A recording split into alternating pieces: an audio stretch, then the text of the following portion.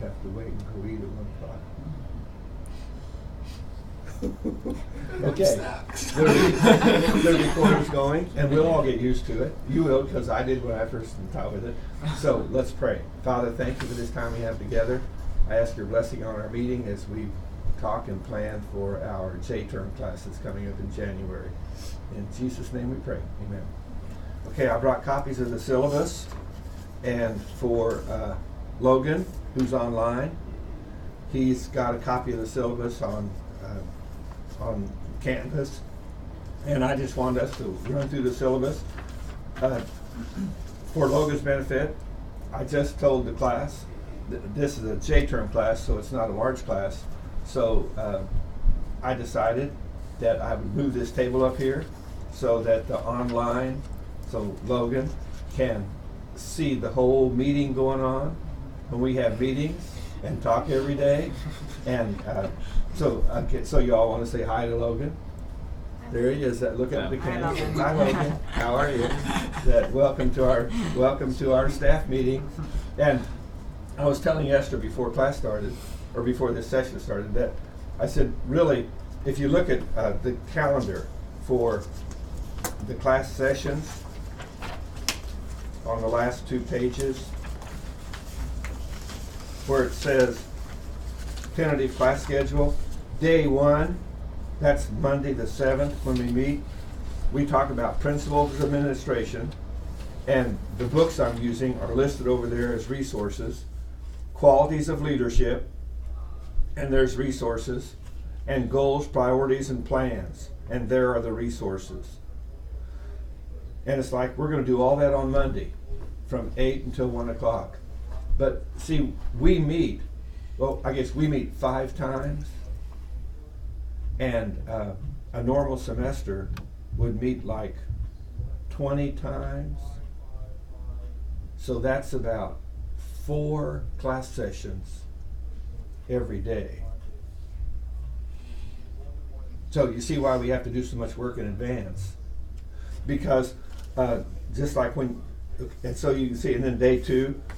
So in a sense, we're doing four class sessions worth of work the very first day when we get here. And notice on the requirements there that are due the first day of class is one of them is a paper. Open your syllabus up to where it says requirements, course requirements.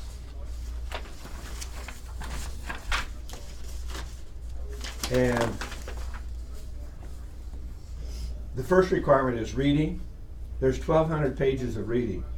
If you wait to do your reading till the week, then every day when you leave class, you will be spending a whole bunch of time doing reading. So you ought to do some of it in advance. And it tells you, there's a paragraph there that tells you when you do your reading, you're supposed to be taking notes. Whatever source you read, you write down the source you read, and then you write down things you gleaned from that might be useful to you in your future life and ministry, or it might be something you want to mention in a staff meeting here that we talk about. But it's stuff that you want to. It's like notes on your reading, and you just put those in your reading report. But then see, when you come to class on January 7th, you're supposed to have a 6-page paper written, and it's called the Christian Philosophy of Leadership. So how can I have a Christian philosophy of leadership before I even have been in class? Well, look at this tentative class schedule. Go back to the tentative class schedule for day 1. See that qualities of leadership? Okay, in Gangle, chapters 2 and 3, and in Rush, chapters 4 and 14. Do you see that? See where I said reading resources? In Gangle, chapters 2 and 3, and Rush, 4 and 14, and Sanders, chapters 3 through 12.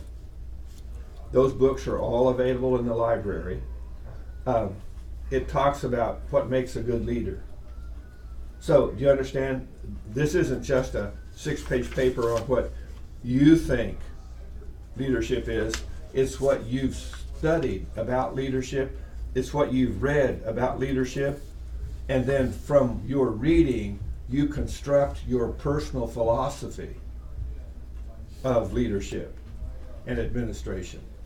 So you put your own philosophy together based on the research you've done about leadership and administration. Okay? Now, if you're working on that paper and you're hung up somewhere, or you have a question, I'm just an email away. Does everyone know my email address? If it's on the syllabus, right there on the front page. What does it say?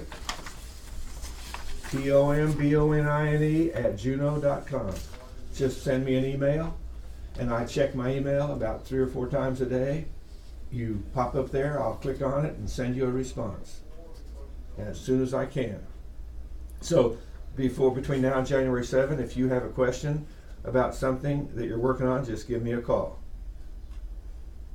Interviews. You're supposed to interview 4 Christian leaders. Okay, now we probably ought to stop here for a minute, because Esther, before the rest of you got here, she came at 11 o'clock because she thought it started then. So we've already had a little meeting, haven't we, Esther? And Esther, you want to tell them what your job is in this organization? I'm the director of our orphanage in Guatemala. She's the director of our orphanage that's located in Guatemala. Just about 20 minutes ago, I got promoted. So guess what she's going to do for her interviews? So tell them what you're going to do for the 4 Christian leaders you're going to interview, Esther. Well, at least one of them I'm going to email orphanage leader director and ask them about like problems they have, or like a job description of what they do, and then also like, because our church works with the orphanage in Guatemala, so I'll also ask our church leaders about like what problems they have with working with them and in general with. You understand? That she's going to make her interviews connect with her job that she has, the role that she's playing in this organization. Okay, so guess what we need to, well, let's keep talking about this for a minute. So we get the rest, so those interviews, and that's due before class starts on January 7th. And then D, type a 1-page detailed job description for the leadership position that you wish to fill in our in-class organization. I'll ask you the same question I asked Esther about 30 minutes ago, because she got here early. And I said, Esther, what role would you like to assume in our organization? And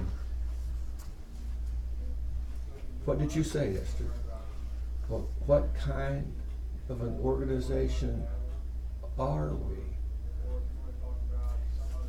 And I said, that'll depend on what kind of staff we have, as to what kind of an organization we become. I said, so what kind of staff member would you like to be? And Esther said, my dream. Isn't that what you said? My dream job would be to be an orphanage director. So guess what her job description is? What do you think is her job description? That this one page job description that you guys have to write, that she has to write. What's her job description? Orphanage leader. The orphanage leader, the director of an orphanage. So guess where we go next? I know that Esther is the director of our overseas orphanage. I don't know what Daniel is, and I don't know what Talk is, and I don't know what Logan is either. So while you guys are thinking, Logan, as you listen to these conversations, you need to pick a job description and send me an email and tell me, this is my job description. And I already talked to Esther about how she's going to write hers. I said, you can just go Google job descriptions and see what it says on the internet, or you could, she's going to send an email to the orphanage director in Guatemala and say, can I have a copy of your job description? And it could be that his job description is going to be maybe 3 or 4 pages long, and she will take from that 3 or 4 pages and compress it down to 1 page so that I can make a copy of everybody's job description. So all of us in the class will have a copy of everybody else's job description. So when they're talking about something, you can pull up their job description and look at what they're doing. So Daniel, do you have a dream job in mind? Or you say, no, my dream is to graduate from college, and once I've got that degree in hand, I'll decide where to go next. My dream is not to die in this class. My dream is to survive this class, to be alive at the end of the first week of January. My dream, seriously, probably has to do with like a parachurch ministry in Europe, or like youth ministry in Europe. Youth ministry? Yeah. Kind of as a missionary. Youth ministry in Europe? Yeah. The whole continent or a particular country? I've looked at Hungary a lot. Hungary? Yeah, I was there for a month. Did he say he's hungry, or did he say... Oh yeah, hungry. He's hungry to get to Hungary? Most likely Eastern or Southern Europe. Eastern or Southern? Also Albania or Serbia. One of those countries. Albania, Secular. Serbia.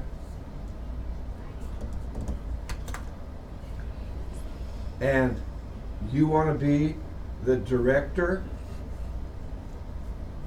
of our organization's youth ministry in Europe. You just got promoted too. Right? I haven't even taken the class yet. What? I haven't even taken the class yet. That's fast. And that's the way it is in this class. You walk in the door, and all of a sudden you have a job. You're the director of youth ministry in Europe. And Esther is the director of our orphanage in Guatemala. And Top, what are you? Maybe youth pastor or pastor at church in Japan. A pastor or a youth pastor or both? They're both. Okay. I don't know. Pastor / youth pastor in Japan? Mhm. Okay. So Toc's going to be our designated missionary to Japan, going there to establish a church and a youth ministry as the youth pastor. Right? Mhm. And Daniel is going to be our missionary to Europe. Doing what? Putting together and directing our youth ministries, our outreach things to youth. See, in Japan, you're going to be establishing a church, aren't you? Mhm. In Europe, he's going to be going out and finding young people who become interested in the activities, right? Lead them to Christ, and then funnel them into a church? Or are you planning to start a church too? I don't know. Would there already be quite a few churches in Europe? Yeah, there's lots of churches. they're not strong, but So they might not be churches. So what happens is it kind of depends on where when your feet hit the ground, you're going to be looking for young people to connect with, to minister to, and to lead to Christ. And then once you lead some of them to Christ, you're going to have discipleship going on in Bible study. And then you're going to say, is there a good church around here I can plug them into? And if there is, then he plugs them into church and keeps running around Europe finding youth. And if there isn't, then he calls back home to us, his sending organization, and he says, we need someone to come here and start a church in this area. All these young people are getting saved, and they need a church, and they need a pastor. And if I take time to do all that, I won't have time to keep reaching new youth. So someone better get over here and get a church started. I got a whole bunch of young people that are looking to go to church, and every one of those young people comes from a home, a family, where someone could go in that home and lead the parents to Christ and build a church in this area. You follow the rationale? And when you get there, Daniel, it could be that after you've got a bunch of young people led to Christ, it ends up that you say, it looks like I'm going to have to become the pastor. And then you'll be at a fork in the road. You'll have to decide, so God, what do you want me to do?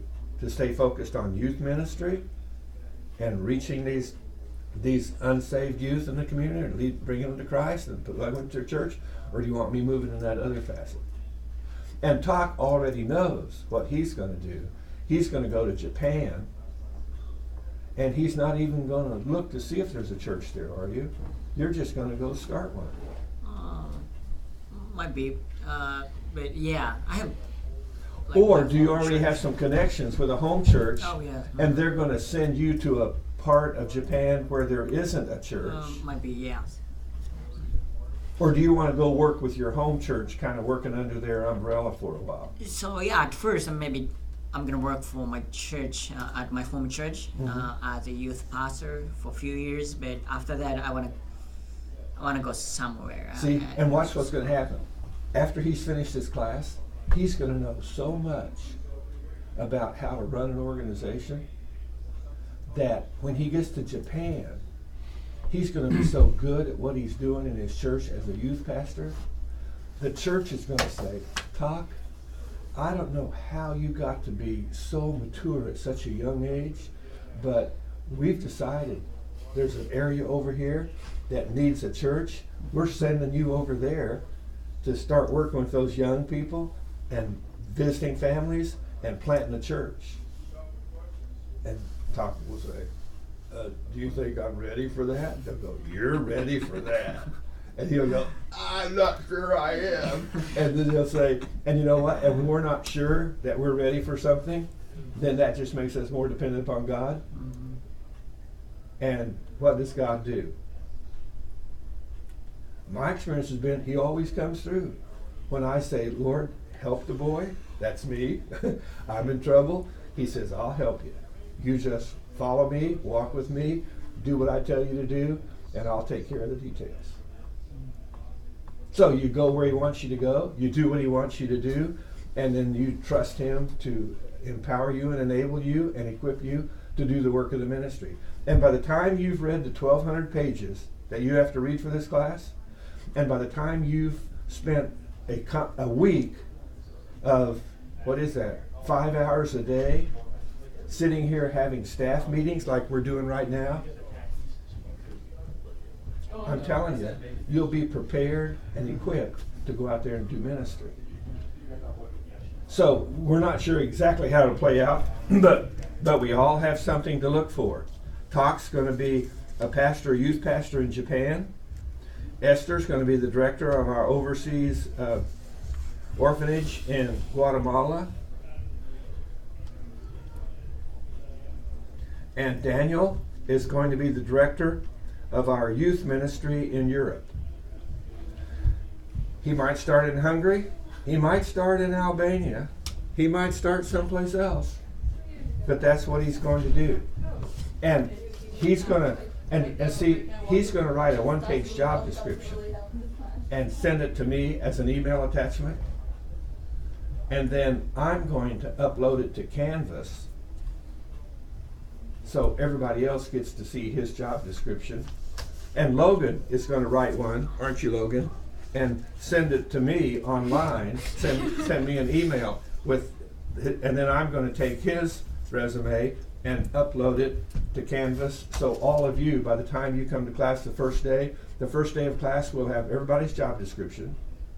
You will have all written a paper on your philosophy of leadership and administration. You follow that?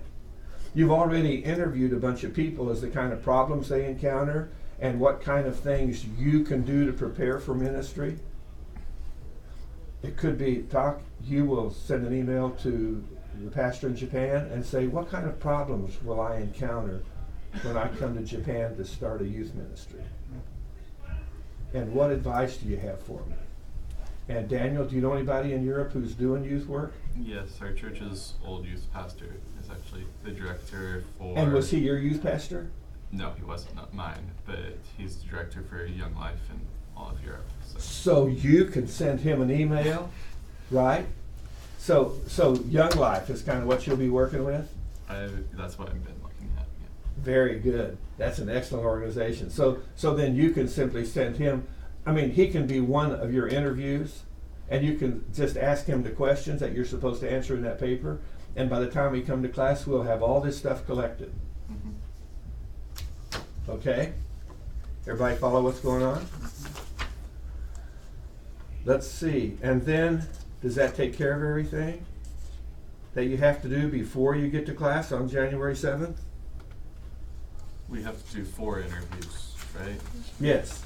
So 4 different ones? 4 different people. Okay. Do they all have to be related to the exact ministry we're Nope. doing? They can be anywhere. At least one of them would be good to have that from this ministry. The other 3 can be anyone you want to interview. Okay. So then the only other thing on here is the administrative process class project. And in the words of Esther, who got here early and we ran through this, she goes, so what is this project? And I said, well, we're going to be an organization, okay? So your job description is part of it. And then in this organization, you're going to conduct a meeting where you're going to plan to do something like you might plan for the staff here to go with you to Japan to do some youth ministry outreach stuff. Daniel, you might plan for all of us to go with you on a trip to Europe to tag around with the Young Life director. And so that's the second thing, planning a meeting. So you'll actually plan and conduct a meeting. And initiating group action, that means you'll give other people in the class an assignment, something you want them to do. And then number 5 is you'll identify areas that need adjustment because you gave someone an assignment and they didn't do it and you had to pick it up and do it yourself. And what'd you do about that? And number 6 is your enrollment in other people's projects. And there's a form on Canvas. What's that called, Esther? You found it. Yeah. On Canvas, there's a whole bunch of, all the handouts I'm going to give you during that week and all are already on Canvas under files. And there's just a ton of them. So you kind of have to sort through them. It's the last one in the list of the files. In the list of files, it's the very last one. And it's got a chart that you fill out that puts everybody's name on it. And Logan, you'll do this too. You'll put your name and mine and Talks and Daniel's and Esther's. And then as we conduct meetings and do things, you'll be putting check marks in there as to those various characteristics and stuff that it talks about. And it has descriptors. It's pretty much self-explanatory. And then the final exam, Esther asked about that just as you guys were coming in. So if you look on assignments on Canvas and click on final exam, what do you see? It's a list of questions. And what do the instructions say, Esther? Would you read those instructions? It says this final exam is an open book, open note, open handout, open video, open internet take-home exam. It's the right kind of exam. So what does that mean? It means you can use whatever resource you can find. You use whatever resource you can find to answer these questions. Because I have gone through the class for my final exam and said, so what kind of information is pertinent? What kind of stuff do I want them to have thought about and looked up before they leave my class and go out there into the world of work and start doing this stuff? And those are the questions that are on my test. Because if you take your test and the answers to it and you keep that as a reference sheet, you'll save yourself a lot of grief down the road and you'll be prepared for ministry. Would you Yes. like us to have a reference page for the final exam? No, I don't care where you got the stuff. You just put the answers up there. Because this is a practical, see, for me, Esther, that final exam is a practical document, not some kind of academic paper you're writing. And it could be that if you found a source to answer a question that was really good, you might write yourself a note and say, I'm going to keep that one so I don't lose it. So what do you think? Esther's already said, this is, I think I heard her say this is going to be fun. Was that the word you used? I think I said it's going to be interesting. Oh, interesting. She didn't say fun yet. She didn't say fun yet. She said, it's too early to say fun because it's like there's a whole lot of stuff to do, but this is going to be interesting. And it's the only class I teach that I do this. We spend this whole semester doing this role-playing thing. And I'll tell you what's going to happen. Just the first day of class. Now, it tells you what we're going to talk about there, but the first day of class, I'm going to say, well, if we're an organization, and I'll have Logan's job description, and you'll have everybody's job description. I say, if we're an organization, every organization probably has to have, what, a name? So we'll have to pick a name for our organization. And we'll sit right here and do it. And then Logan, unless we can figure out a way where Logan can be here from 8 to 1, from January 7th on, and Logan, let me know if you're available then, because if you are, I think maybe I could get a, what is that? Skype? I might be able to get a Skype hookup where you could be on the screen right here in the meeting with us, interacting with us. And if Logan says, no, that's why I'm doing this class online, I work, I do not have time to do that, then what that means is that every day when Logan gets home from work, he has to watch 5 hours of video. And then at the end of the day, so while you guys are at night sleeping to get ready for the second day of class, he's watching video and sending me emails to tell me what he wants to say about what happened that day. I mean, that's just part of what has to happen. Sorry about that, Logan, but that's just the way that's the way it is if you're going to be online with this class. And one of the reasons that's not a bad idea to do something like that is, let's face it, if when this semester ended, we actually started a ministry, and I was the reference guy here in the States, and you were in Japan, and you were in Europe, and you were in Guatemala, and we wanted to have a staff meeting, what would we have to do?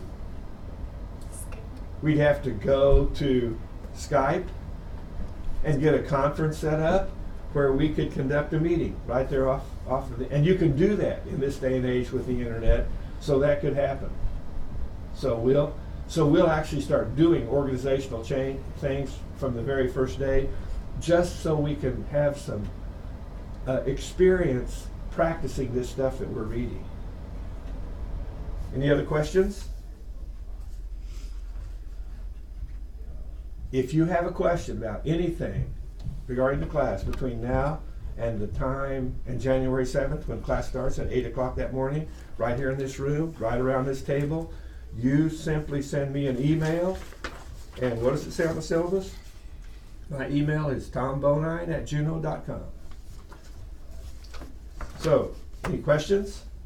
Is the job description single-spaced? It's whatever you can, it has to be on one page. Triple-spaced. So, and if you need single spaced to say everything you want to say and keep it on one page, you can do that. If somebody else says, I'm a man of few words, I can do it double spaced, I can do it triple spaced, just keep it to one page. Just keep it to one page. Yeah, one page, tiny little. I'll have to get my magnifying glass to read it, as Esther says. I'm going to take 4 pages. It's all so good, and put it on one. The print will just be so small you'll have to have a magnifying glass to read it. Okay. So, how about the interviews? How many pages or paragraphs For what? For the interviews for Ask Christian them. leaders. 4 Christian leaders, ask them to identify 3 process problems, and ask them to advice regarding what you can do to prepare yourself. And then what else does it say?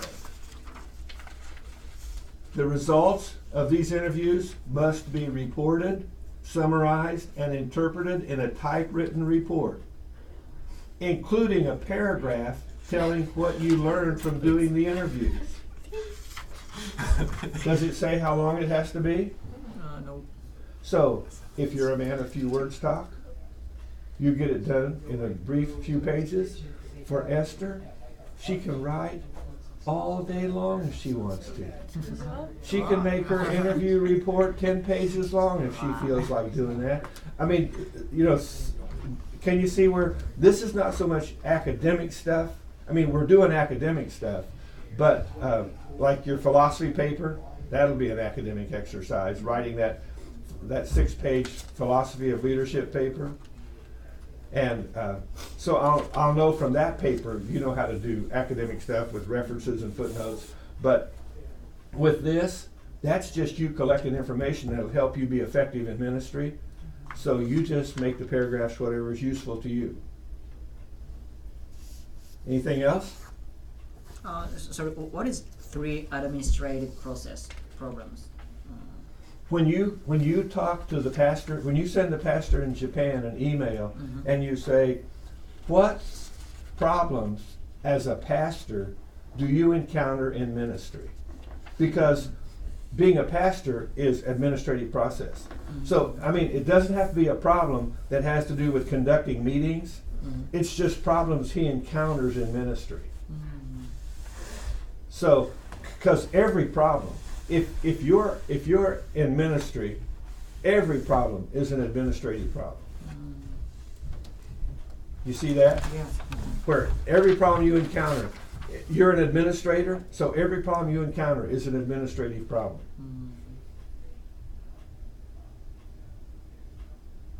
When I was an academic dean at this school years ago,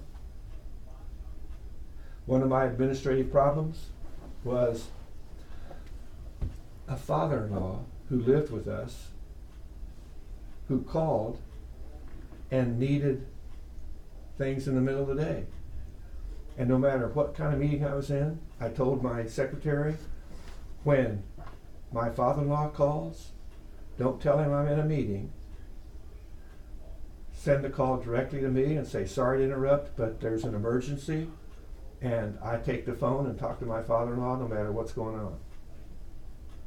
Why? Because he lived at our house, and he brought into this world the daughter that I married, and I owed him for the rest of my life for giving me such a wonderful wife. So he was a priority, and that's an administrative problem, because people to me go, he's interrupting our meeting. There's 6 of us here. He's wasting 6 minutes every minute just to talk to his father-in-law. And the answer is yes, because my father-in-law is a priority in my life as an administrator. Does that help understand what I mean by administrative problems? Yes. Any other questions? And if you have any other questions, you just fire me an email. And if I fire one back and it doesn't make sense, you go, just say, I don't understand what you just said. And fire me another email, and we'll keep going back and forth till we get it clear. You like that, Logan? Just send me those emails. Okay, we're done here. Have a good day. Cheers.